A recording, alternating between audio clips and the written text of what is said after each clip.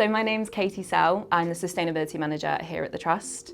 Part of my role here is engaging staff in sustainable practice and encouraging them to do their bit to help CUH have a 10% carbon emission reduction in the next, by the end of next year, which is 2024. And one way of doing that is through recycling. If they can, please do recycle, which our next video explains the journey that it takes through CUH.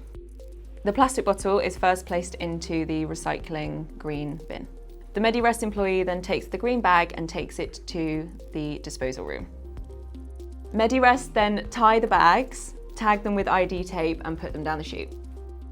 When the bag comes down the chute, the environmental services porter then sorts it and segregates it on the sorting table and places into the dry mixed recycling skip. The environmental services porter then attaches the skip to the electric tug. The tug is then driven on level 1 to the service yard and the skip is tipped into the recycling compactor.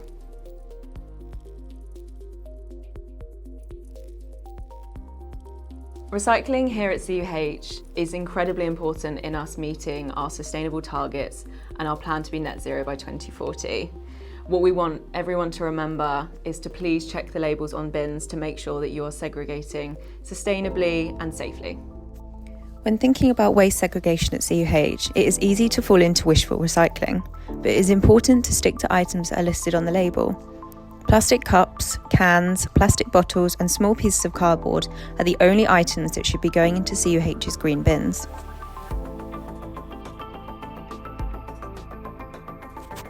There are lots of items that are also mistakenly put into the green bins that should actually go into the general domestic bins. Used hand towels, contaminated food containers, crisp packets and coffee cups are some of these examples. If you are interested in collecting and recycling cups, please contact the sustainability team for details. Please ensure that all clean paper, both confidential and not, are put into black paper bins.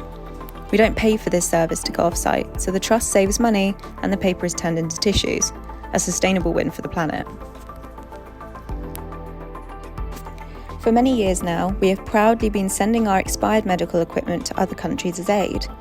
Our charity container soon fills up with non-liquid items that legally cannot be used here anymore, but can be utilised in countries that need it, most recently in Ukraine.